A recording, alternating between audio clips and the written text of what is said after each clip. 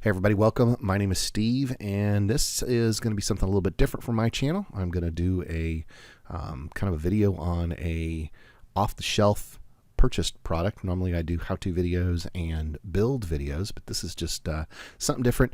I have been procrastinating doing videos on these things for a while because I watched some of the other videos, and these people get into such unbelievably technical discussions on these things, and you know, I'm still a beginner myself, and I want to make a video for the beginners out there.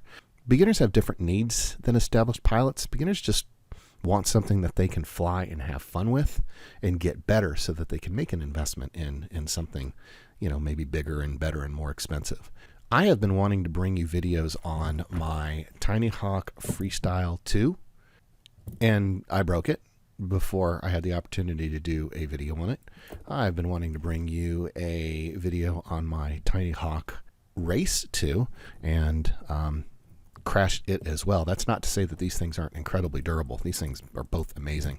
Probably 100 flights easily before I broke the motor on this one, and probably close to 60, 70, 80 flights on this one before I broke it. So that's not to say that they're not durable. They're wonderful, awesome products, and I'll probably do videos on these guys. I just got to get them back to flying so that I can get more footage and all that kind of stuff. But let's focus on this one right here. This is the HappyModel Crux3.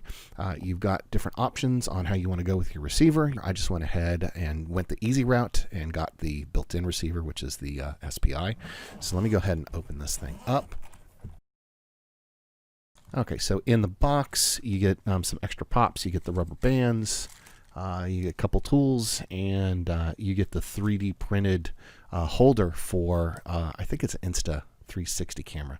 I'll put it in a subtitle if I got that name wrong, but I think that's an Insta360. I don't have one of those fancy things. And you get some stickers, and what else do you get?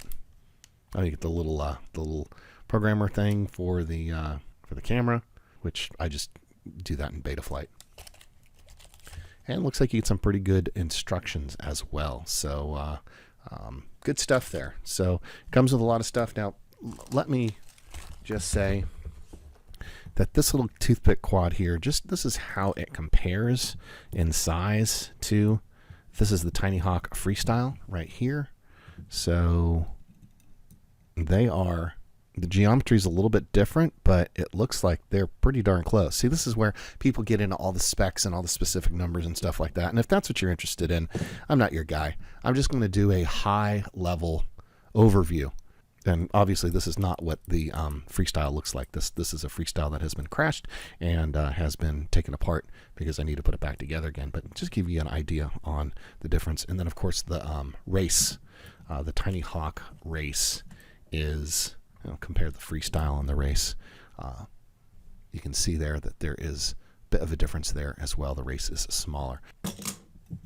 So now this guy right here takes an XT30, whereas these guys took individual, whatever these kind of connections are right here.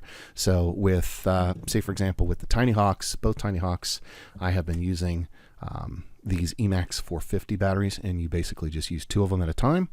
And if I can get this right, that's the way that looks.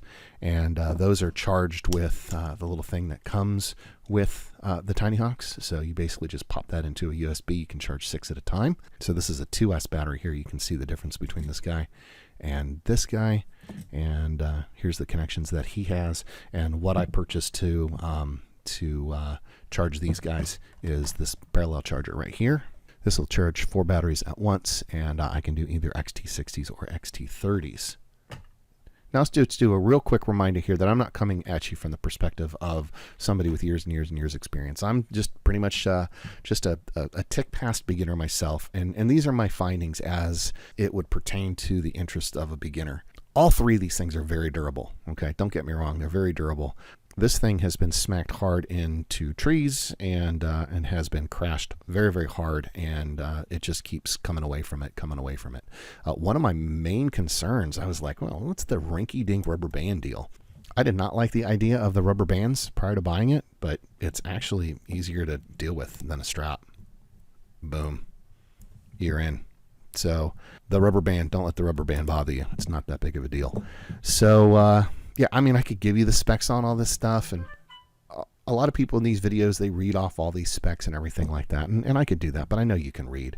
I think from a beginner standpoint, what you want to know is it durable? Yeah, it's absolutely durable. Is it fun to fly? Yes, it's fun to fly. It's amazing. Another thing from a beginner standpoint is you can adjust the camera. You can push the camera all the way down to level so that you can fly much slower. Obviously, if the camera is facing straight ahead, you're looking through your FPV goggles, and you're flying, at level flight, you're going to be able to fly a lot slower than when you get better and you take this camera and you jack it up to, say, 30-degree angle.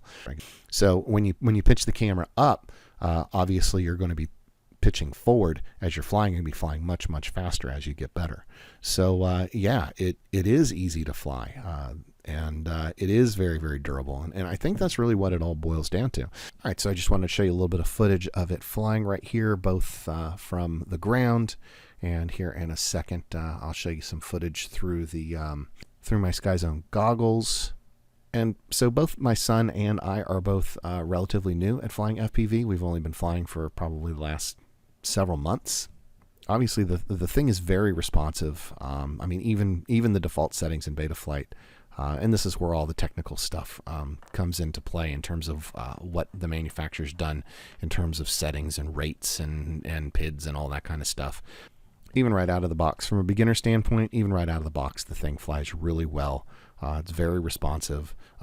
You will probably want to, at some point, adjust the rates more to your liking and that type of thing. And you can take comfort in knowing that all the other infinite settings that you can mess with in beta flights apply even to these little micro quads.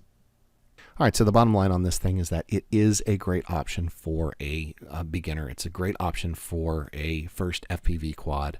I purchase all this stuff myself. I'm not sponsored by anybody, so I don't have the wherewithal to dump a bucket of 50 micros on the desk and impress you by how many different things that I have and be able to compare this to the other 49 quads. It just can't do that for you.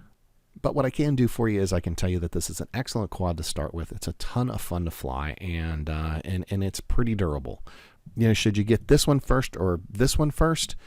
It's entirely up to you. I'm going to go out on a limb without any technical specs to back me up and say that I will say from a feel standpoint, this one feels like it's got more power, it's got more pep. Not that this is short on power by any stretch of the imagination. I started with the Tiny Hawk Freestyle 2, and if you want to start there and move up to this one, that makes sense too, but I don't see any reason why you shouldn't or couldn't be able to just start with this one. As far as the availability of parts are concerned, I can only speak to the Tiny Hawk because I've crashed my Freestyle and my race enough times to be able to share with you that there are plenty of spare parts available for both the Tiny Hawk 2 Freestyle and the race. This one I haven't really broken yet. Maybe I'll do a little bit of research here as I'm working on the video and talk about the availability of replacement parts for this one. Anyhow, I'm Steve. I hope you found that beneficial. Like I said, light on specs but heavy on opinion, and I think that's what beginners are looking for, because all the most impressive specs in the world don't mean a thing to a beginner if it's not easy to fly and it's not durable and easy to repair. So be on the lookout as I'm going to fix my Tiny Hawk Freestyle and do a more in-depth video on it, and I'm going to fix my Tiny Hawk race and do a more in-depth video on that with flight footage and all that kind of stuff. And I hope you find them valuable. If you did, please like, comment, and subscribe.